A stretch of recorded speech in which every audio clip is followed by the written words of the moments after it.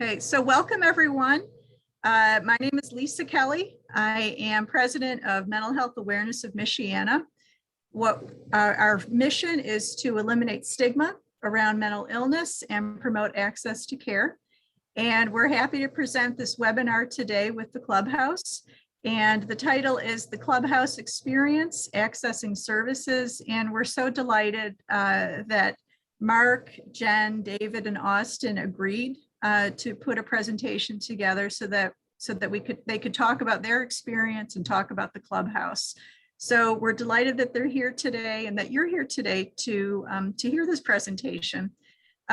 We want to shout out to T. Wardlow, who's our tech support today. And we had a very exciting hour before the webinar, just trying to make sure that the video and audio worked. So fingers crossed, everything will go smoothly. And if for some reason, you're having a hard time with the audio, we actually are going to upload these separately on the YouTube channel as well. So you can hear, you have options in terms of listening to it later on. So, okay. So the Clubhouse, what you're going to hear in the recording is Mark will explain what the Clubhouse is, and then 3 Clubhouse members are going to talk about their experiences, and then we will open things up for questions. So what I'm going to do is turn it over to T. And T, if you're able to share your screen and the audio.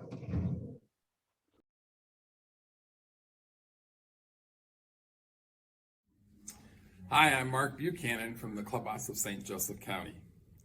For those of you that do not know, we are located here in South Bend on the river at 1153 Northside Boulevard. We're between the Brick and the YMCA, or the ex-YMCA. We're right there. The Clubhouse serves about 340 members. We are open Monday through Friday from 8:30 to 4:30. And sometimes on weekends we have social activities, but not always. The Clubhouse is a community of support, a support system for people with psychiatric disabilities. People come because they want to. They volunteer to come here. They come when they want. They leave when they want. And while they're here, they do the work of running the Clubhouse. So the Clubhouse has 3 staff, and the members do the accounting, they do the bill paying, they do all of the clerical work. They help with some of the billing. They do our advertising, they do outreach to each other, and then we run a culinary unit that makes lunch for everybody. We have a social program. We have a newer program that supports young adults. That's what we do. There's also a Clubhouse in Elkhart by the name of Lexington House, and one in Goshen by the name of Corriedale House that follow the similar model as us. Today we're going to hear 3 different members' stories. They all are going to start kind of when they first got their diagnosis and then sort of tell how the system helped them, and how eventually they'll talk about the Clubhouse, how the Clubhouse supports them, which hopefully will help you understand how the Clubhouse works and see how our whole mental health system works to better people's lives. The Clubhouse does a lot of work with people, and really we say to them, what do you want? And most of our members say they need jobs. So we do put a lot of energy into helping people find and keep part-time jobs. Some members come here because they just want to have a place to go and they need some friends, and it becomes sort of a social volunteer workplace for them. Some members want to go back to school, so we do some work to try to help people figure out what they want to study at school, how to get the funding for it, how to get enrolled in Ivy Tech or IUSB or wherever they want to go. So those are all kinds of things we do as a club. When you hear our members talk about the club in a minute, they'll mention some of those things that we've helped them with. So mostly we want you to learn how we work and learn how the system works and gain from this whatever you can. If you ever need us, don't hesitate to reach out to us. We will take anybody with a psychiatric disability, and we don't focus on their disabilities much. We do focus on what they're good at and try to help them find friends and go forward in life. So thank you and enjoy.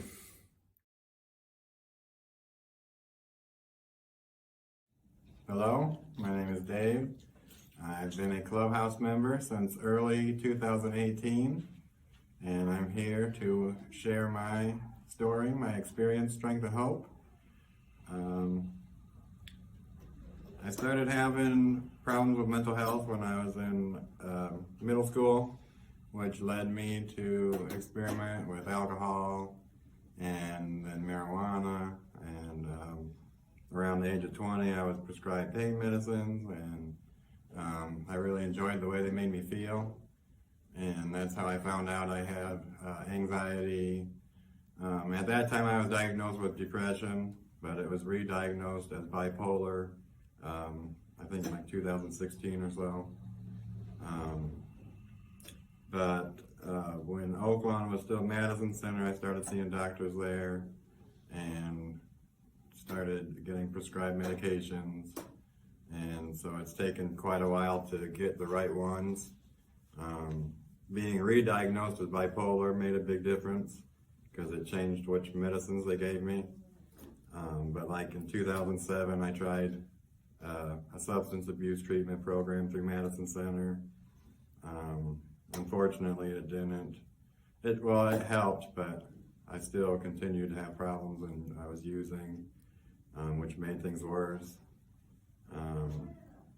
But I started seeing a counselor when Madison Center switched to Oaklawn. I got sent to Epworth a couple times and was there for a little over a week. But thankfully I met a counselor that used to be the director of the Clubhouse when Madison Center was still open. And he was a big advocate for me coming to Clubhouse. And finally, in early 2018, I listened to him and started coming. And it made a really big difference because it got me out of the house. As an addict, we tend to isolate, and that just makes everything worse. So it got me out of the house. It got me used to doing things, being around people again. Clubhouse helped me get a temporary employment at a place I truly love, which is the University of Notre Dame. They hired me full-time when the TE ended, but unfortunately, I couldn't come to Clubhouse anymore because I was working. I stopped going to my Narcotics Anonymous meetings. I stopped going to church. So I started to spiral downward. And then COVID hit, and I haven't worked since then. And I know it's been hard on everybody, but for me, it sent me back into my isolation. And thankfully, the Clubhouse director and other people from Clubhouse didn't give up on me, so they kept in contact with me. And finally, around Thanksgiving of 2021, I started coming back, and I've been coming regularly since. And it really does a lot for my self-esteem because it like I said before, it keeps me busy. You know, I find stuff to do. I get to be around other people with similar problems, including the staff because they're just as crazy as us.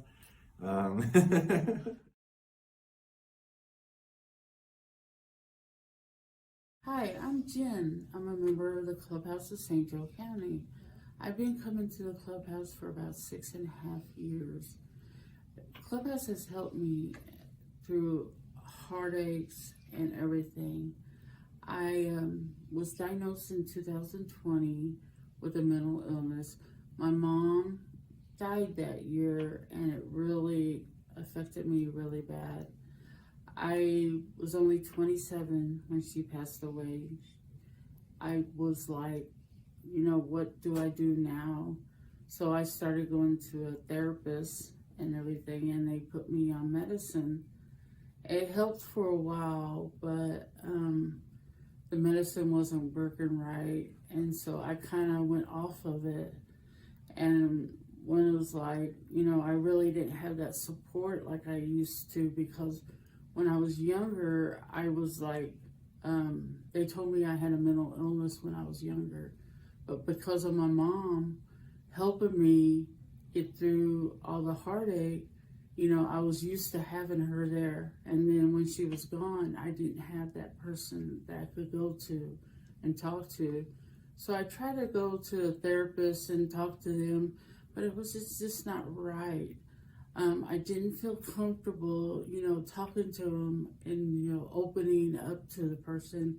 So I bottled all what was in me, and it affected me really bad, to the point in 2004, I got really, really sick, and they put me in the hospital, and I ended up having shock treatments.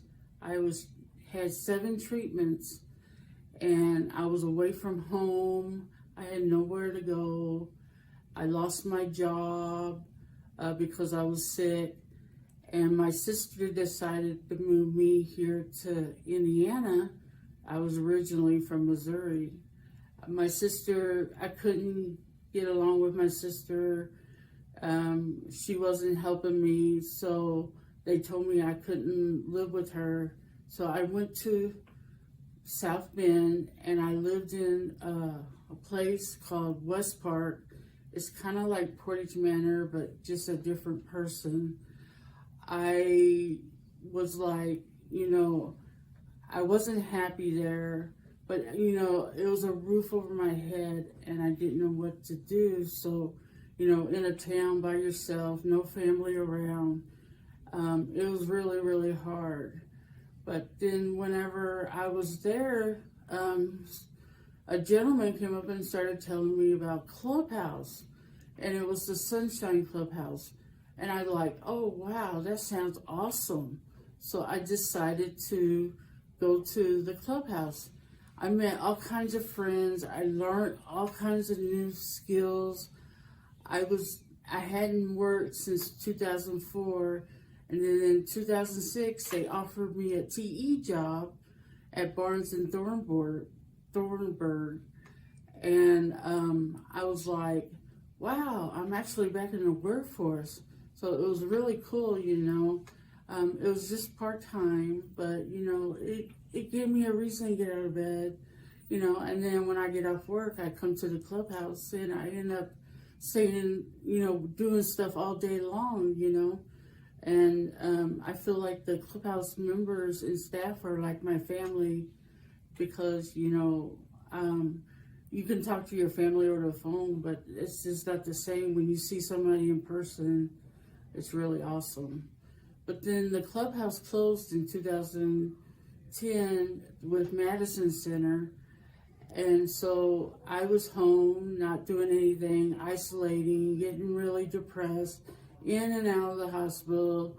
At one time, I was in the hospital 7 times, and they were like, we're going to send you to the state hospital. And I was like, please don't send me to the state hospital, because I am scared. I don't have no family around. And so they're like, well, we will work with you. So every day, Monday through Friday, I had to go to Oaklawn and get my morning meds, and then they would give me my afternoon meds. That was their way of telling me to get out of the house and do something. Then I heard they were trying to start a new Clubhouse. So I started going to these meetings before the Clubhouse started, and I got to put my opinion in, and we got to learn different things about what we want to do with the Clubhouse, our future Clubhouse. Then when the Clubhouse started, I was like, wow, another Clubhouse. So I was like, I have a reason to get out of bed. So because of Clubhouse, I believe this is true. I haven't been in the hospital for 7 years, and I think mostly just being around my Clubhouse members, getting a reason to get out of bed, it has helped me improve my life.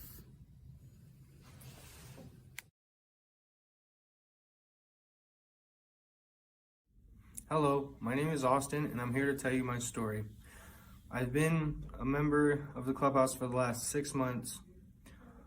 5 years ago, I was diagnosed with bipolar at the age of 17. I was in and out of the hospital because I get angry easily and can't really control my mood.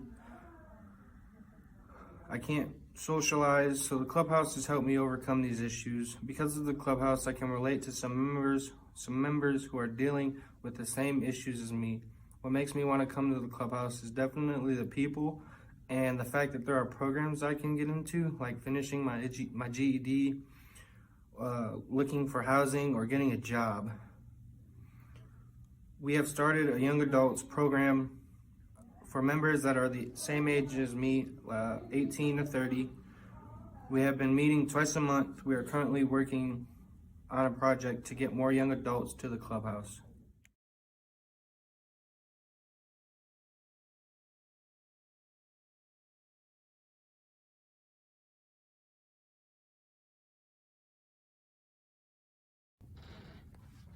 In order to become a Clubhouse member, someone has to be diagnosed with a mental illness and come to the Clubhouse.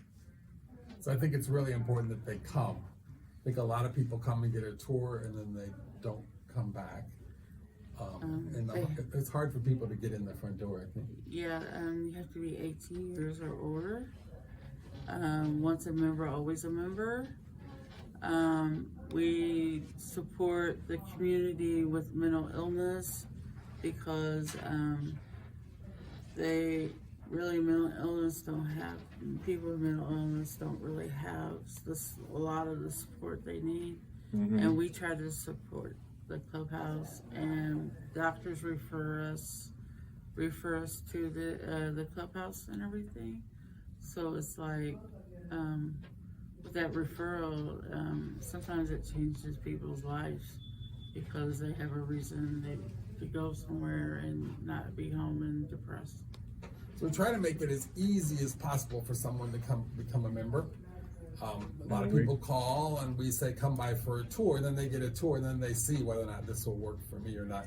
We do ask that they have a psychiatric disability, and if they can walk in the door and tell us they have one, and we're not going to argue with them and say, prove it, but we do eventually have to sort of get something in writing from some treatment person that they do have a psychiatric disability, but that comes later. It isn't the biggest concern. We want people to come because they want to, and come because it helps them.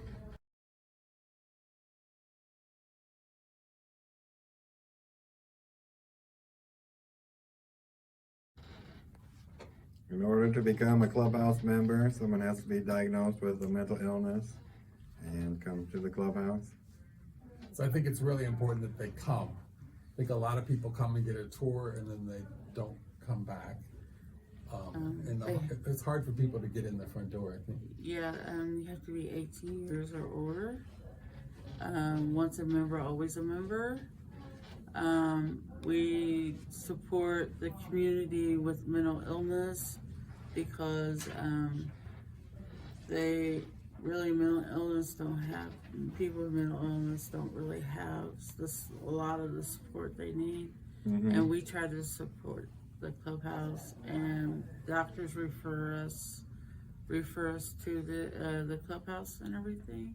So it's like, with that referral, sometimes it changes people's lives because they have a reason to go somewhere and not be home and depressed. So we try to make it as easy as possible for someone to become a member. A lot of people call and we say, come by for a tour, and then they get a tour and then they see whether or not this will work for me or not.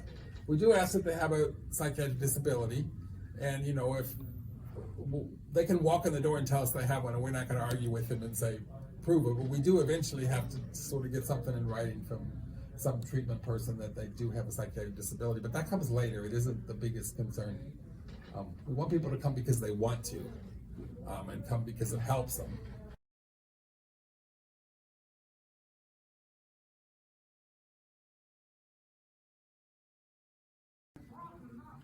If a member is actively using substances, I would refer them to Narcotics Anonymous. I'm a recovering addict, so I know that it helps.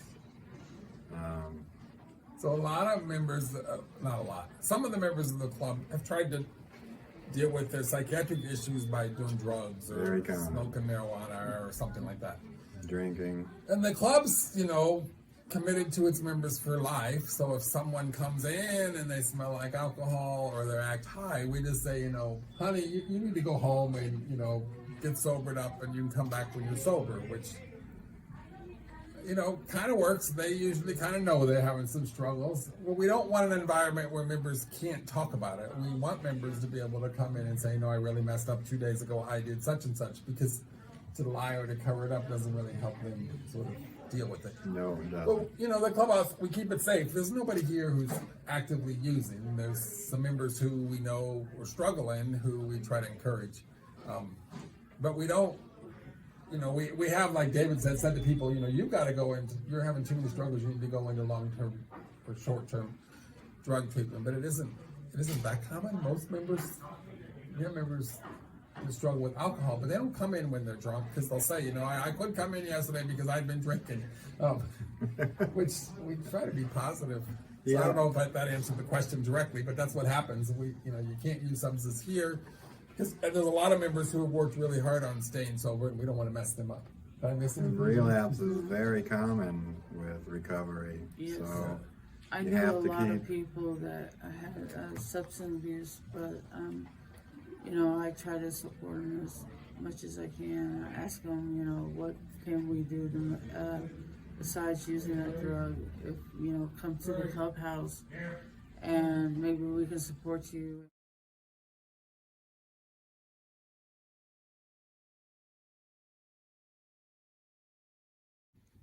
One thing Clubhouse helps with is what we call a transitional employment. I was able to get one at the University of Notre Dame, in which I worked approximately 7 months, 12 hours a week as a custodian, and eventually it led to a permanent full-time position, and it helped me gain confidence in the fact that I could handle working a job and being around different people and around the students. And it was really nice. My employers and fellow employees were all really nice, because they knew I had mental health problems. So Clubhouse kind of has this 3-tiered step thing to employment. And the first step for a lot of people is what we call a TE. Its official name, like David said, is Transitional Employment. Some people call it temporary employment. It's unique to the Clubhouse model, but it's proven to be really, really successful. So it's a little bit of a sell to go to an employer and say, we want you to hire someone with psychiatric disability, because that makes employers nervous. So what the club does, or in David's case, we went to Notre Dame as the club and said, we want you to work with us to help some people get back to work. We went temporary, we went a job, 10 to 20 hours a week. They gave us 2 jobs, actually, in dorms, vacuuming hallways, cleaning the bathrooms, wiping down the kitchen, the laundry room, and I don't know what else. David probably tell you better than me. We went to them and said, our staff from the clubhouse will come over and learn the job. So our staff went over and spent a couple days learning it. They learned where all the supplies were. They learned the names of the other employees that worked the job. They learned, who the supervisor was. When they learned things like, all right, so this person you work with is a little bit verbal, and this person you work with, just because if staff knows the situation we're putting a member into, we find it works a lot better. Then the staff comes back to the club, and in the club we say, we have a job open at or in David's case, we had a job open at Notre Dame, working Monday, Wednesday, and Friday from 10 to 2, cleaning dorms. Who wants it? Who's interested? And the club will take a group of people who are interested over to show them the job, and the club will decide which person they're going to give it to. The staff from the club will go with the person for the first 3 or 4 days a week and kind of help them learn the job. The staff will talk to the supervisor and say, how's it going? Do you have any concerns? But about once a week, the staff will go over and check on the job and see how it's going, and talk to the supervisor and make sure things are going well. Because what we want is a success. We want someone to be able to say, hey, I worked for 6 months, or I worked for 10 months, because that's what members need. At the beginning, the person's all excited about having a job, and they want to work 40 hours a week, and they want to be the assistant manager, and the club will say, slow down, this is the first job you've had in a little while, let's stick with the 12 hours a week. And then 3 months into it, the person will be like, I hate this job. I don't want to clean bathrooms the rest of my life. And then the skill people are learning is the ability to make yourself get up and go to work, even though you don't feel like it. And hopefully they'll make it through the 6 months. And then we'll have a celebration and say, you did a great job, what do you want to do next? In David's case, Notre Dame loved him and they hired him full time. Sometimes a person will say into it for 3 months, I'm quitting. And the club will say, hey, that's great. You worked for 3 months. That's more than you've worked in a long, long time. So we don't want it to ever be a failure. I mean, working 3 months is better than not even trying. So that's kind of what transitional employment is. Go ahead. I went a really, really long time without working, so the 12 hours a week was nice because it got me used to it and helped me for when I went to 40 hours a week. It was still tiring, but it was a lot better than going from nothing to 40 hours a week. And we had some members that never worked a day in their life, and they end up getting a TE job, and it changed their whole life. And that person is now trying to find their own place to live, get a permanent job and everything. So transitional employment is really awesome because most of the people have been out of the workforce for a long time, and they start there, and it sets up for them to get a permanent job. You want to talk about your job?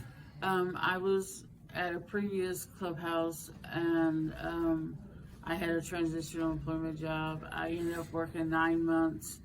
I was the first person to do the TE job, and I set it up for the clubhouse, and it ended up being a really awesome transitional employment job with the local law office, and I was I was an administrative assistant, but I cleaned, but I also did accounting stuff and some special projects.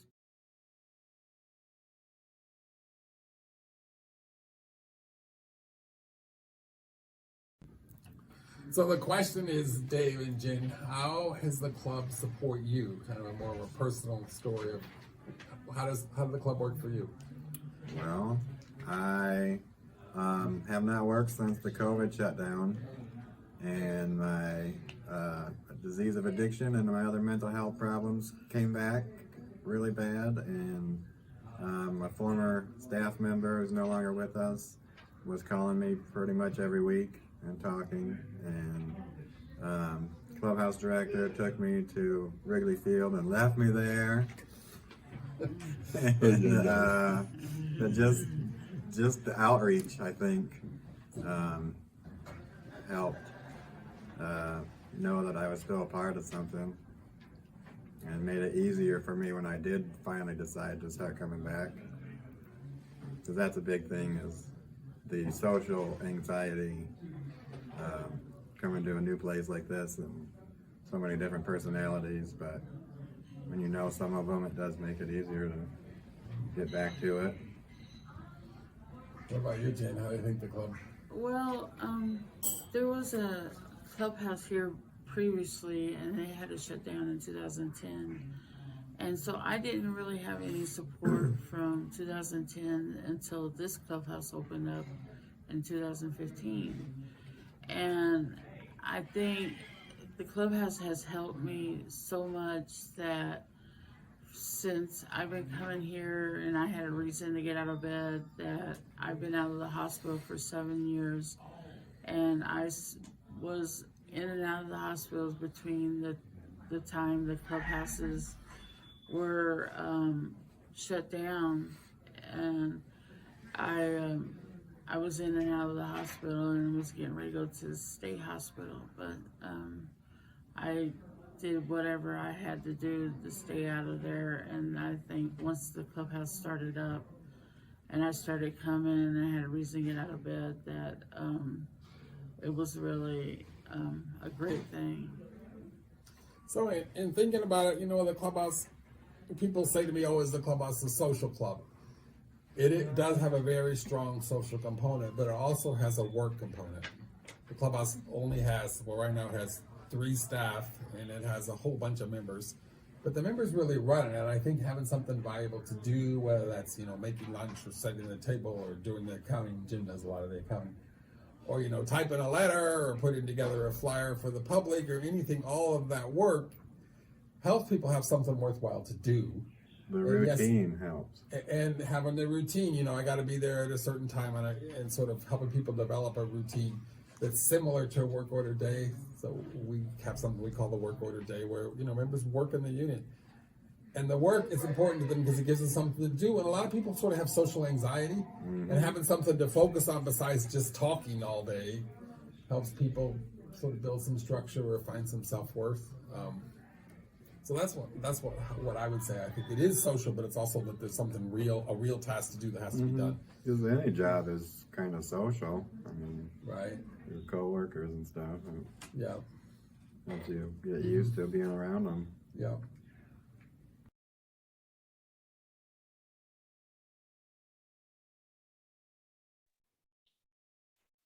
Okay. So there are some questions that have come in during the webinar. I want to start by saying to Dave, Jen, and Austin and Mark, you guys really did a great job with the video and with sharing your story. And, I just want to express gratitude for your willingness to do that. So thank you. Yeah, you're welcome. You're welcome. It was fun. There are a couple of questions, and please, any of our attendees, please feel free to ask questions now and type them into the Q&A or the chat box. So Cassandra asks, if a family member wants to learn more about my diagnosis, is that something the Clubhouse can help with? So assuming somebody has a mental health diagnosis, this is how I think they're saying it, that would Clubhouse help facilitate those family conversations? Well, I'll try to answer, then Jen and Dave jump in if you want to. Every week, probably a couple times a week, I get a call from somebody's family member. And we try to be helpful. I don't know. I guess when I talk to members, a lot of times they will say things like, well, every time I get a new doctor, I get a new diagnosis. And, and I just sort of say to the member, you are who you are, figure out what you're good at. Something's different, but it's a little bit undefined, make the best with what you got, because that's all any of us could do. And a lot of members, I think, feel frustrated because they feel like their family doesn't understand their diagnosis. And I think it's really hard as a person with a psychiatric disability to feel like my family really grasps what's going on inside of my mind. So I don't know if that's helpful. I think reading some about it, and I think talking about it, and if family members come around, members are probably better at talking about what it feels like to have their diagnosis than anybody else. So I don't know, that's not a very good answer, is it? Jen or Dave, you have anything to add?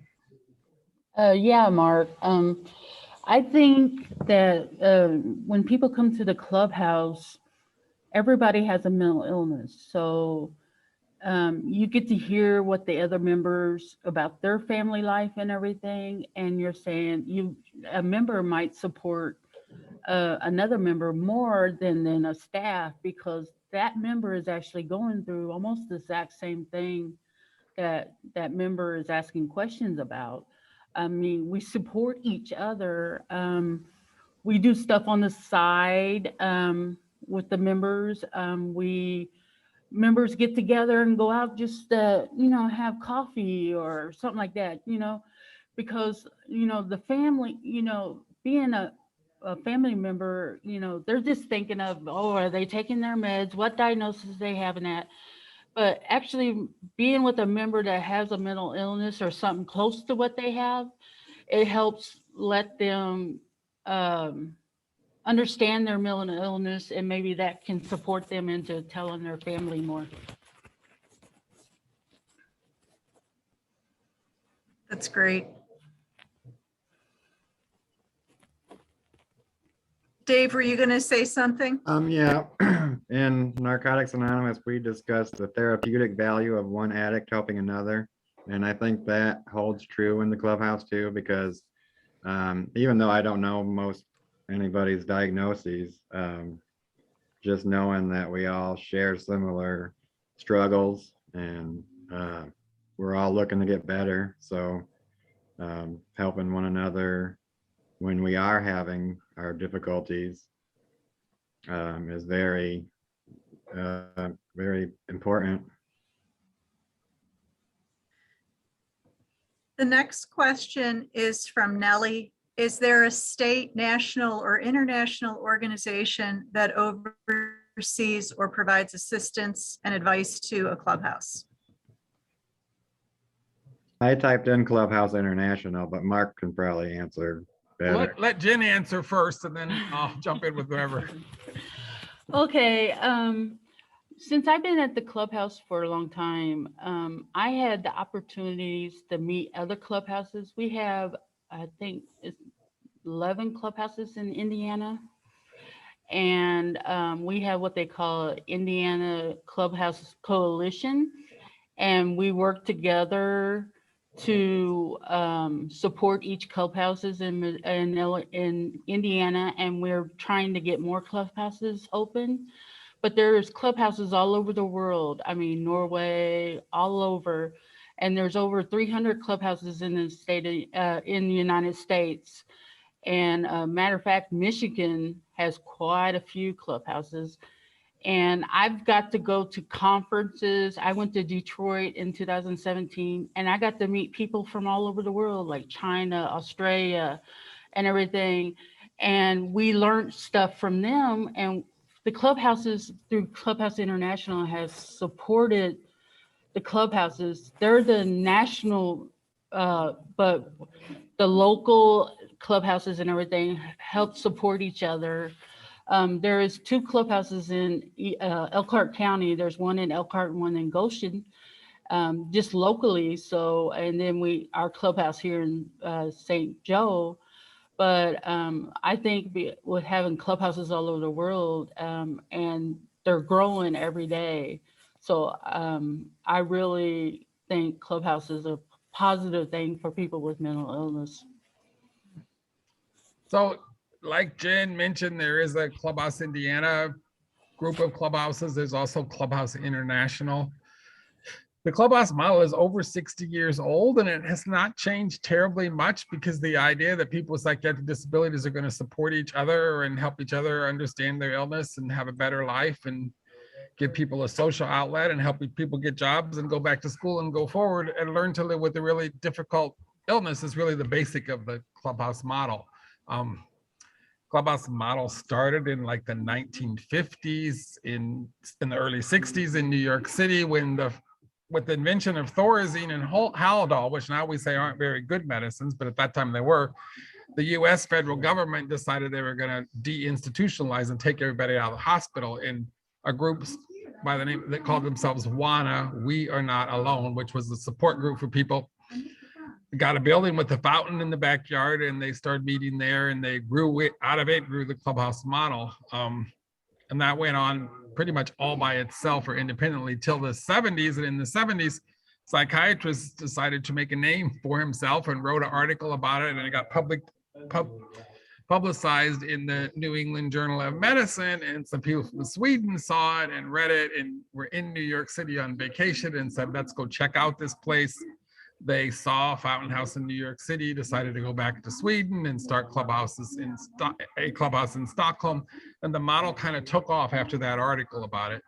And now there are clubhouses, like Jen said, in South Korea and in Australia and in lots of European countries and in the United States. And China has adopted the model and is trying to open China right now. I mean, clubhouses in China all over. But the basics of the model is that, where a supportive community works. So if you Google Clubhouse International, you will find that Clubhouse International's website. They accredited clubhouses, and we are accredited. The state of Indiana looked at the Clubhouse model and said, this is something we really think is helpful, and it's really been pushing it. When we opened in 2015, there were 5 clubhouses in the state of Indiana, and now there's 11. So yes, there's a big organization that's not only an accrediting organization that sort of holds us to some standards that we agreed to. And the standards are a lot about how many people you're going to help get back to work, and are people involved in the real work of the clubhouse, that kind of stuff. So anyway, hope that answers your question. David, did you have anything to say, or did I talk too much? No, I just mentioned Clubhouse International, but Mark was talking about standards. There's 37 standards, and the first one it's basically once a member, always a member. And we support the members. Unless there's something major happens, we do not turn anybody down. We, because we're accredited Clubhouse, we can bill through Medicaid, and that helps support some of our, like paying the bills and paying the staff. But like I said, once a member, always a member. And we've had people from the VA come, and just because they're in a VA and they don't have Medicaid, but we still accept them. We don't bill them or anything, but we support anybody that's 18 years old and has a mental illness. Jennifer has a question. First of all, her comment is, thank you for this wonderful presentation. I'm wondering if someone needs to have a certain diagnosis to be a Clubhouse member, for example, a severe and persistent mental illness. Do they need to be on formal psychiatric disability? Well, I basically said a little bit about that previous question. You know, I said once a member, always a member. Your medical doctor can send a referral, your therapist, case management, your doctor. You don't have to have a severe mental illness. If you just got depression, you know, that's a mental illness, so we will accept you. And there is no really fine line saying that you have to have a severe mental illness.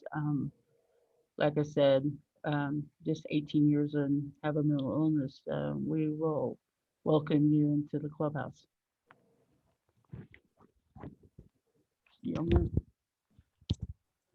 Mark, you're on mute. Mark. Thank you. Sorry about that.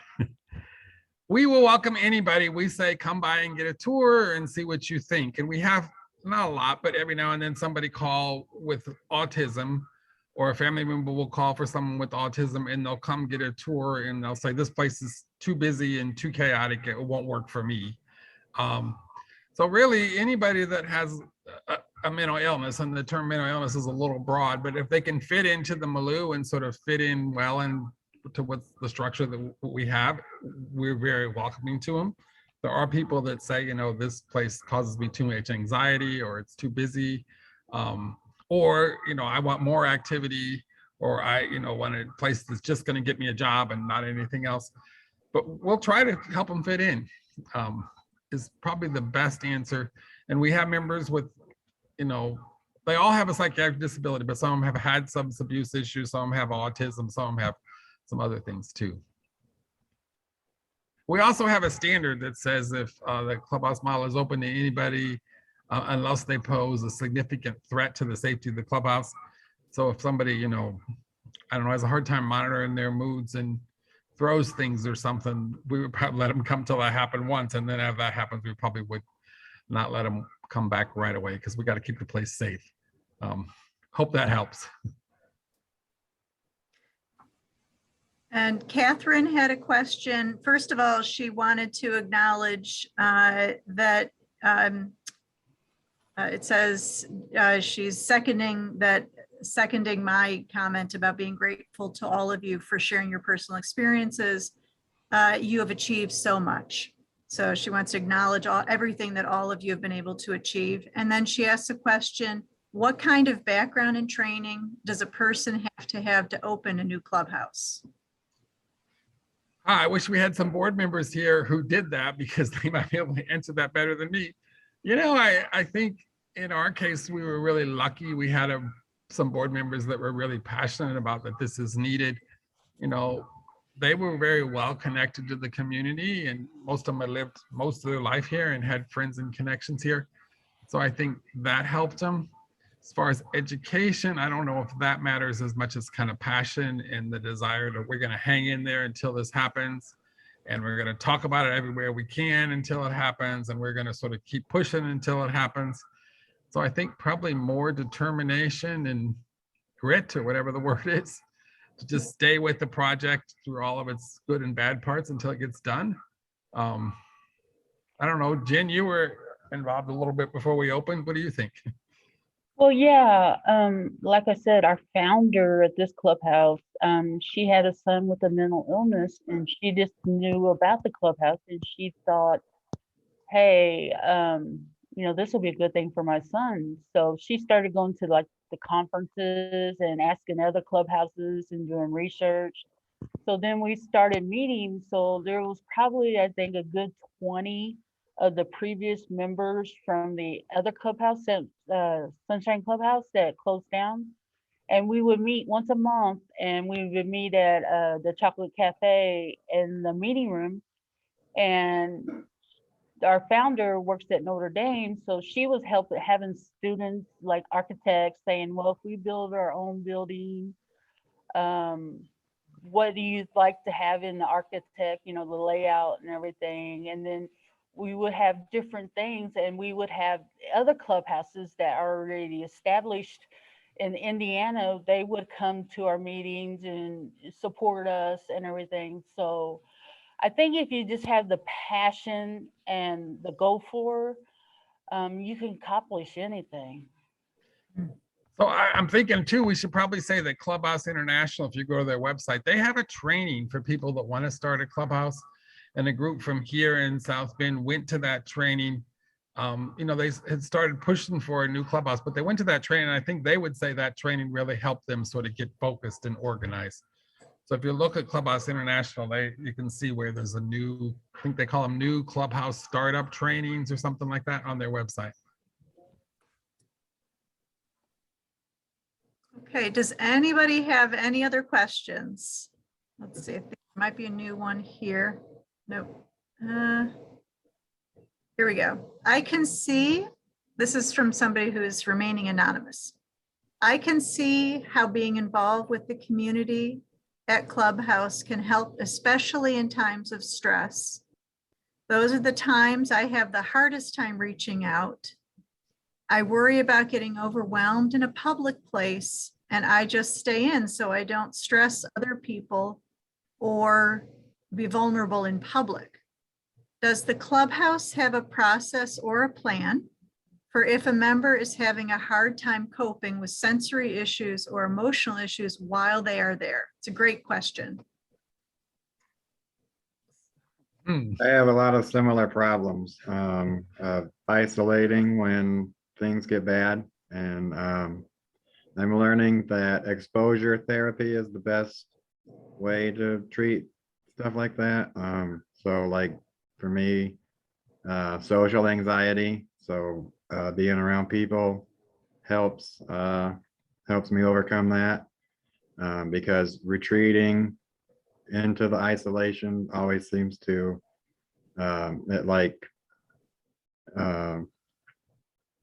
it confirms it in your head that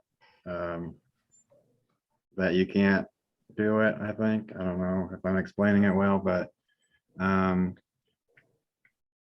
being around people and seeing that it's not going to cause a panic attack or something helps confirm it in your brain so that next time it gets easier and easier, whereas isolating just makes the fear grow, I think. So I deal with anxiety too, and sometimes I just have to step aside. This might be weird, just go to the bathroom and, you're in the bathroom and you're away from everybody and you can just put your mind back in control. Or we have an office you can go in and sit down and just say, I need to get away. I'm stressing out. And then if you want to confront somebody and say, hey, we might check on you, you're okay. And it's like, I just want my time right now. And we'll be like, fine. And if you have any questions, if you need someone to talk to, there's a lot of people here who will talk to you and support you because we're going through the same thing as they are. We do tours for people and then we invite them back for orientation on Wednesday morning. And if we get everything right, we call the orientees that are coming on Wednesday on Tuesday and say, we're looking forward to you coming tomorrow. We're really, glad you're coming. Do you need a ride? How are you going to get here? And make sure that, they sort of have a plan made. And then we try to say something like, You know, going to a new church or going to a new anything for the very first time is really stressful for everybody. That's not a mental illness thing. It's just a life thing, you know, and we'll try to help you tomorrow however we can. A lot of times when you talk to people, they'll say, oh, I'm really anxious. But for me, looking at them, they seem perfectly fine. So as a club, when somebody comes, we think it's really important that they have something to do to focus on, whether it's peeling potatoes for lunch or, you know, wiping off the tables or learning to type a letter, just something to do. So it's not, I'm here with nothing to do. Because if you have some work to focus on, it gets your focus off of feeling like everybody's looking at you and you're new. So that's what we try to do on the first day. On the day after orientation, you know, we hope they come back the next day, but often they don't because they need a few days to sort of decide what they want to do. We try to call them and say, you know, how was yesterday? Thinking about it the next day, you know, was it okay? Did you feel really uncomfortable? And just talking about it. Some people like to be paired up with like a partner. Some people that makes them really nervous. So we try to be sensitive to people's needs. You know, it's hard to walk into any place brand new for the first time, any job or any place you go. And we try to acknowledge that that's not a mental illness issue. That's just a real life issue. In real life, any place you go for the first time with people you don't know, you're nervous. I don't know, that's the way we try to help. There are members that will say every day, you know, I'm feeling anxious, I gotta, you know, and we try to say to them, you seem fine to me, because a lot of times it's all internal, it's not external, and just try to be supportive. And sort of sometimes too, we kind of joke about it, I think. I don't know if that helps, but anyway, that's what we do. Or try to. I just wanted to say something real fast. I remember when Dave came back and he said he was a very, very anxious, and he just went to the back room and folded laundry for a half hour just to get away. He was doing something, but he was away, and he felt better. And then he came out, slowly started coming out and interacting. But I remember when Dave came back, he was really, really anxious. There was a few times I went into the laundry room by myself to kind of decompress and Yeah. be alone. Okay, we are going to wrap up. I just, again, really want to thank you for sharing your story. Part of our mission is to work on getting rid of stigma around mental illness, and hearing your story, hearing, you know, your path toward wellness and the supports that you needed, and, you know, and the support you received from Clubhouse is just really important for the community at large to hear. So I really want to thank you for doing this. Thank you for your hard work on the recording and your patience this morning as we were trying to get everything set up. And T, thank you for your technical support as well today. For our attendees, please look for an evaluation. We like to get feedback on different webinars and events that we do, so I will send out a registration link, and we try to incentivize getting those back by the end of the day. So if you do it before 6 o'clock, you have a chance of winning a gift card. So please take a look at the evaluation and complete it. And I know that everybody, I can see the comments here expressing appreciation. And please let Austin know that we appreciate his contributions as well. And I will send out the links to the recording as well. So if anybody wants to share this, they will be able to. So thank you so much to all of you.